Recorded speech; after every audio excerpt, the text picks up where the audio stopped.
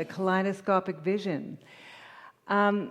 Before I even begin this talk, I just want to say that having all of you here and having the opportunity to speak about what I'm going to speak about is always really interesting because it changes throughout the day and how I'm feeling in the moment. And the evolution is like looking in a kaleidoscope. Every time you turn it, it changes and changes. And so it just feels like quite a metaphor for my life lately.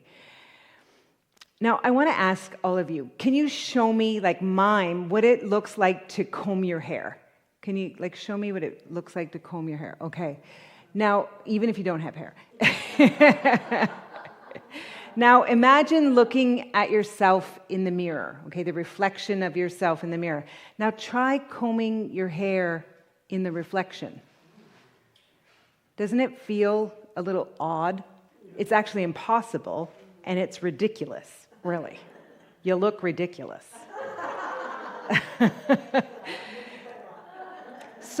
But that's what we do often in our life, right? We're trying to change things from the outside, from the reflection of our life.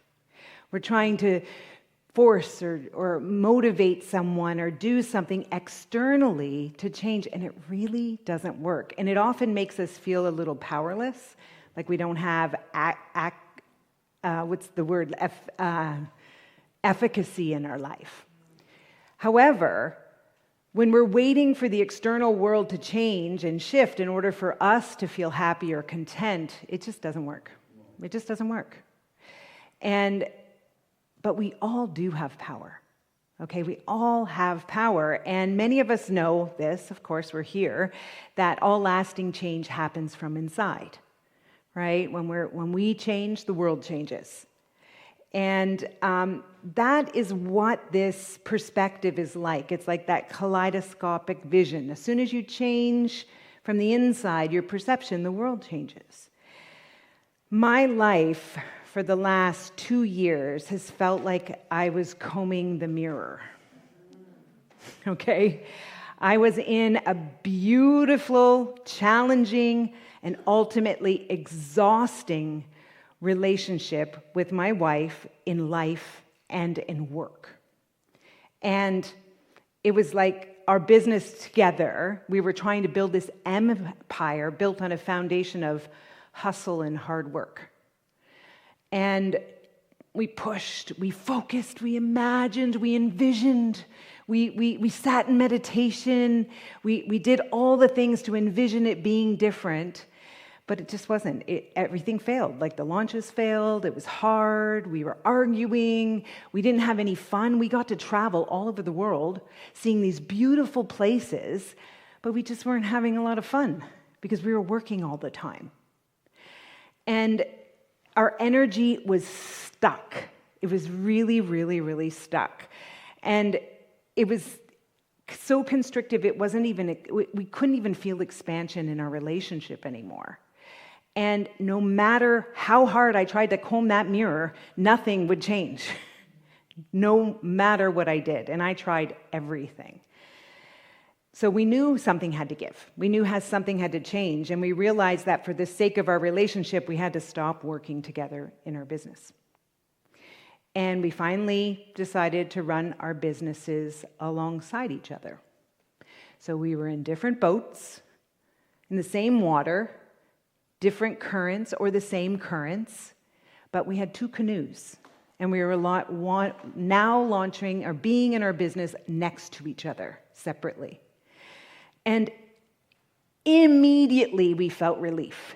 We didn't know what it would mean for us as a couple or anything, but immediately it was like, oh, I can breathe. And the space that it created in our relationship allowed for us to have more fun. It was like the possibility of things being different was there. And it was like the thing that changed everything was space. Duh. And we were trying to force everything. There was no space in it. And we needed to be in our own boat in order to feel lighter. And sometimes I know, like, that seems obvious. Like, of course, you just needed space and it would have been different. But when you're in the picture, you can't see the frame. You know, you're in it and you think you're doing the right thing, but you're not. And then when you step out of it, you're like, oh, of course, that makes sense. I love this quote by Rumi. He says, "Put your gaze on the bandaged place. That's where the light enters." And the bandaged place was the struggle, the hard, the difficulty.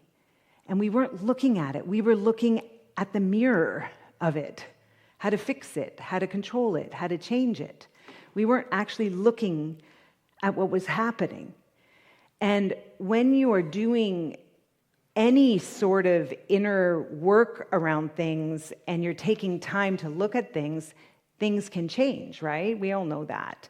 You know, the biggest change for us was when we had that subtle shift where, you know, it was the space. It was the rest. I remember I had a music teacher that once said to me, the most important note in music is the rest. And, you know, to be clear, we did chill a lot. We chilled a lot. We were on the beach, we had like hanging out, we'd binge watch Netflix, we'd do long walks with spiritual podcasts and all. That's not the rest. The rest is quiet. You know, the rest is when you're in presence. Like a musician, when there's a rest, they're not just like hanging out, they're waiting for the next note. There's this level of presence, there's this pregnant pause, and it's one of the most beautiful places. It's where you breathe.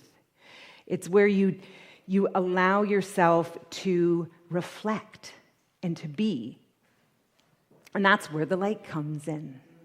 The light comes in the silence and the stillness. So my discovery of the rest didn't happen because we said we're not working together.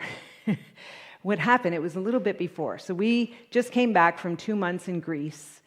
And before I left Greece, I made a promise to a friend of mine that I would do this work. We've been doing inner child work, and I discovered I have this little girl that I've completely ignored, and she doesn't trust that I'll be there for her.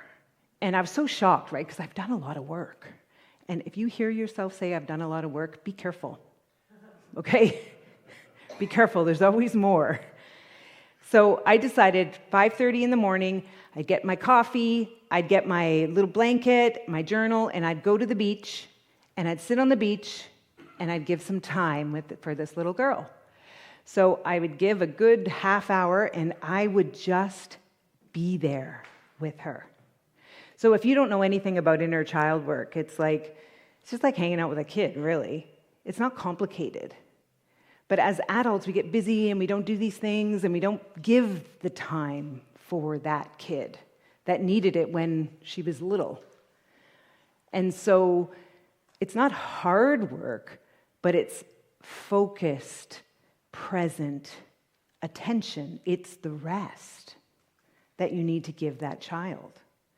So that's what I did. I sat there. She was I barely could even see her. She wouldn't even come out, and I just was still present. I didn't do anything. I was just there, giving her all my attention. And over about 3 weeks, she was playing, she was happy, and it was great. It was awesome. I didn't have an agenda to fix or heal or anything. It was just being present for her. So can we do something for 15 seconds? I want you to try this. It's going to be just for 15 seconds. You're going to have no expectations around it, and I just want you to notice. So everyone close your eyes. And I want you to put your focused attention on your tongue. Just your tongue.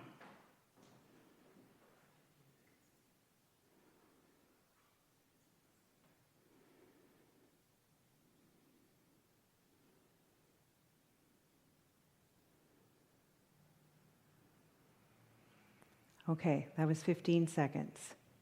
Did your mind wander? Was it hard to focus on your tongue? Did you notice something? Did your tongue say anything to you? Show you anything? You had no expectations. How many times have you ever just put all your attention on your tongue? Never. Yeah. So you have no reference point to what that feels like, right? So it's new. It's a new experience.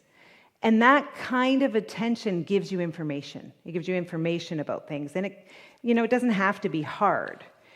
So we have expectations. Many of us have expectations, but I chose to have the kind of expectation that would be, usually with two expectations, you have the expectation that things are going to be great, it's going to be awesome, it's going to be amazing, I'm just going to imagine everything turning out amazing. Or you have the expectation, if you get rid of that, it's going to be shitty, it's going to be terrible, it's not going to turn out, right? Staying in no expectation, that's easier said than done, okay? It's not as easy as you think it is. Unless you're a monk or a stranger I've never met that has no problem having no expectations, I don't believe them. We all have expectations. But you can change your expectations. So when my wife and I decided to end working together, I adopted a new mantra.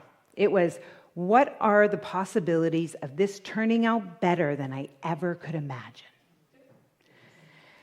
In that question, I felt like it was true. Like it could turn out better than I ever could imagine. And if I choose to live in that expectation, things are going to happen for me, not to me. And living in open-ended questions allow us to create a different universe, a kaleidoscopic vision. So questions like, what's right about this that I'm not getting? Or what is the possibility today of being surprised and delighted? So having open-ended expectations will change your perspective on anything that's happening in your life. So I invite you to look where you're combing the mirror of your life. Sit, give yourself attention, undivided attention, with no agenda, don't push. Change your lens, create the space, and watch the beauty unfold. What's right about this moment that you can't see right now? Thank you.